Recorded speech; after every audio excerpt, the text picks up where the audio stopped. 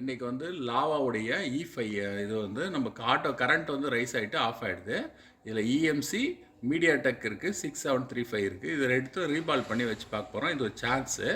So power ஐசியை நம்ம cover பண்ணணும். இது போல் இந்த இது எடுக்கும் பொழுது பவர் ஐசியை கவர் பண்ணணும்.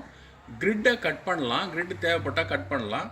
ஸோ கட் பண்ணாலும் சின்ன சின்ன காம்பனன்ஸ் தான் இருக்குது. எனக்கு இந்த ஆப்ஷன் எப்படி செட் ஆகுதுன்னு பார்த்துட்டு அதுக்கு ஏற்றப்போ பண்ணிக்க போகிறேன். இந்த கிரிட்டை லேஸாக கட் பண்ணிக்க போகிறேன். கட் பண்ணிக்கிறதுக்கு முன்னாடி வந்து கொஞ்சம் டெம்பரேச்சர் கொடுத்தா இந்த கம் கொஞ்சம் பிடிச்சிட்டே இருக்கும். அதனால் 300 வச்சு சும்மா ஒரு மைல்டு ஹீட் மட்டும் பண்ணிக்கிறேன். இங்கே மைல்டு ஹீட்டு மட்டும் இந்த இடத்துல பண்ணிக்கிறேன். ஏன்னா இந்த இடத்துல பண்ணிக்கிட்டா அந்த மெழுகோடைய கிரிப்பு வந்து குறையும். ஏன்னா கட் பண்ணும்போது என்ன ஆகும்னா பாட்டம்லேருந்து பேத்துன்னு வரும். அதை வந்து அவாய்ட் பண்ணுறதுக்காக இதில் கேப் இருக்குது, கொஞ்சம் சூடாகவும் இருக்குது. சூடாக இருந்தால் நம்ம இந்த ட்ராக்கு கொஞ்சம் ஈஸியாக இருக்கும் வர்றது. ஸோ இப்போ பார்த்தீங்கன்னா இது ஒரு ஆல்மோஸ்ட் வந்துடுச்சு. பார்த்தீங்களா, அவ்வளோதான். இந்த இது பாருங்கள், ஈஸியாக இருக்குது. ஏன்னா இது வந்து பிடிக்காது, பிளாஸ்டிக் பிடிக்காது. எனக்கு ஒரு சின்ன கேப் இருந்தால் போதும், ரொம்ப பெரிய கேப் வேணாம். இதுக்காக போய் நீங்கள் கிரிட்டே எடுத்துகிட்டு இருந்தீங்கன்னா டைமும் வேஸ்ட்டு அண்டு டேமேஜஸும் இங்கே வரும். ஸோ இந்த அளவுக்கு எடுத்தால் போதும். இது வரையும் வருதான்னு பார்க்குறேன். ஸோ அதனால் கிரிட்டை வந்து நம்ம அதை எடுத்துக்கலாம். போதும், இது வரைக்கும் வருது. இது வரையும் வருது. இப்போ கொஞ்சம் கன்வென்ட்டாக இருக்கிறப்பல இருக்குது, கொஞ்சம் போகலாம். ஓகேவா? சும்மா அடே நீக்க க்ளோஸில் வச்சு நீக்கினா போதும். இஎம்சி எடுத்துட்டா நமக்கு சிபியூ ஃப்ரீயாக இருக்குது. புரியுதா? உனக்கு எப்படி பண்ணணும்? 242 வச்சுருக்கேன். ஏர் வந்து ஒரு 60 to 70 வச்சுக்கிறேன். கொஞ்சம் ப்ரெஷர் வேணும். டிப்பு வந்து பெரிய டிப்பு போட போகிறேன், அதனால் ப்ரெஷர் வேணும். இது போல் ஒரு பிளேடு ஒன்று யூஸ் பண்ணிக்கிறேன். ஜஸ்ட்டு எடுத்த உடனே போட்டு பிடிச்சி இழுத்துடக்கூடாது. தரன்னு இழுத்துட்டா ட்ராக்கெல்லாம் பேர்ந்துடும். அதனால் ஒரு 20 seconds வந்து ஹீட் மட்டும் பண்ணிவிட்டு அதுக்கப்புறம் எடுத்தால் நல்லாயிருக்கும். ரொம்ப ஹீட்டும் கொடுத்துடக்கூடாது, குழன்னு ஆகிடும். அதுக்கப்புறம் அதை க்ளீன் பண்ணுறது வேலையாகிடும். சும்மா ஒரு கிறிஸ்பாக இருக்கும்போது எடுத்தாலே போதும். சும்மா அப்படி டெம்பரேச்சர் காமிச்சிட்டு ஃப்ரீ பண்ணிங்கன்னா வந்துடும். ஹார்ட் டச் மட்டும் பண்ணக்கூடாது.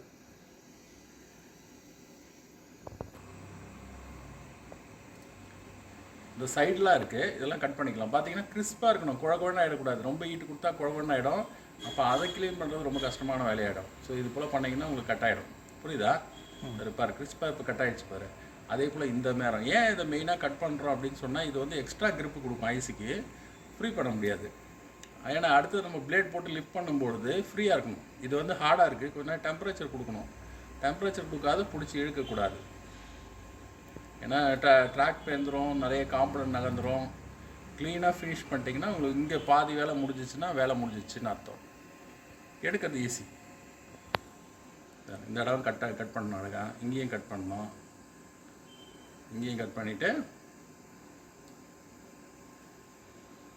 அவ்வளோ ஃபுல்லாக கட் ஆகிடுச்சு. முதல்ல இஎம்சியை மட்டும் ஃப்ரீ பண்ணிக்கிறேன்.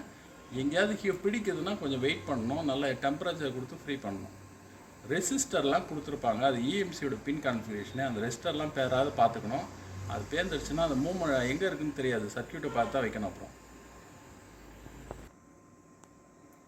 பேஸ்ட்டை நல்லா ஃப்ரீயாக போடணும். மற்றதுக்கெலாம் கம்மியாக போடனாலும் இதுக்கு நிறைய போடணும்.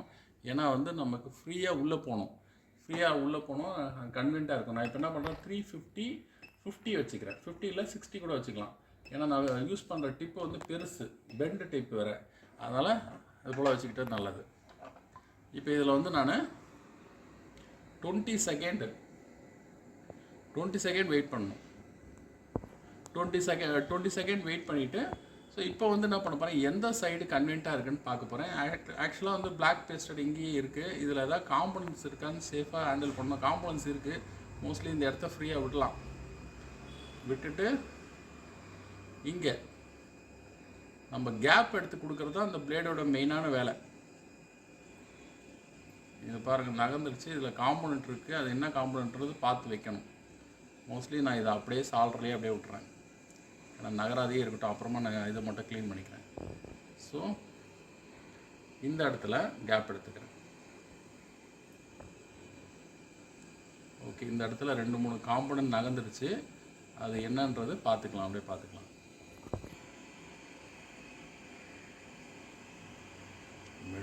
ரொம்ப ஹார்டாக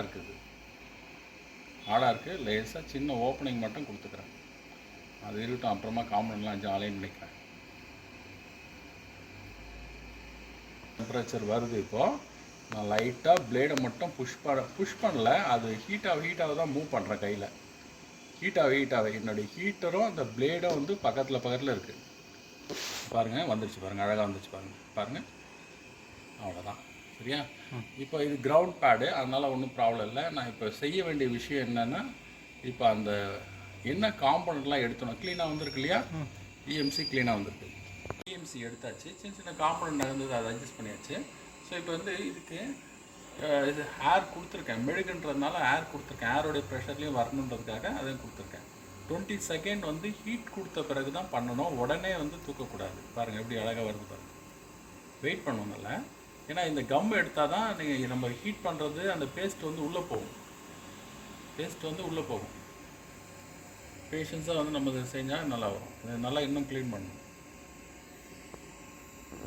கட் ஆகிடுச்சு. இப்போ வந்து என்ன பண்ணணும், பேஸ்ட் நிறைய பண்ணணும்.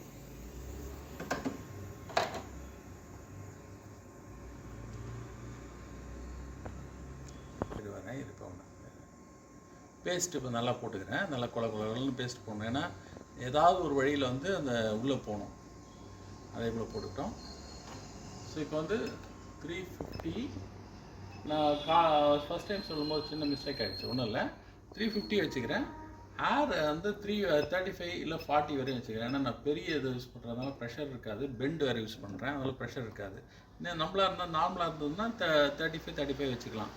ஏர் ப்ரெஷர் கம்மியாக இருந்துச்சுன்னா காம்பனன்ட்ஸ் எதுவும் நகராது, மெல்ட்டு மட்டும்தான் ஆகும். இதை வந்து நம்ம என்ன பண்ணோம், ஒரு 20 செகண்ட்ஸ் வந்து வெயிட் பண்ணணும். ஏஎம்சி எடுத்த போல் இதையும் நம்ம கரெக்டாக பண்ணலான்னு பிளான் பண்ணுறோம். ஸோ அதுக்கேற்ற போல் நம்ம ஒரு 30 செகண்ட் 20 to 30 செகண்ட் வெயிட் பண்ணணும். ஏன்னா அப்போ தான் அந்த கம் அந்த சைட் கேப்லாம் உங்களுக்கு ஃப்ரீ ஆகிடும். இந்த பிளேடை வந்து ஜஸ்ட் ஒரு ஓப்பன் போல் ப்ளஸ் பண்ணிக்கணும். ஓப்பன் போல் யூஸ் பண்ணணும், தூக்கக்கூடாது. ஓப்பன் போல் யூஸ் பண்ணணும்.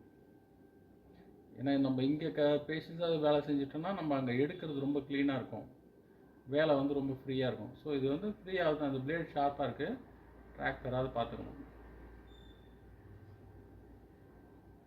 பாருங்கள் எவ்வளோ ஃப்ரீயாக வருது பாருங்கள். வெயிட் பண்ணிங்கன்னா அழகாக லைக்காக வரும்.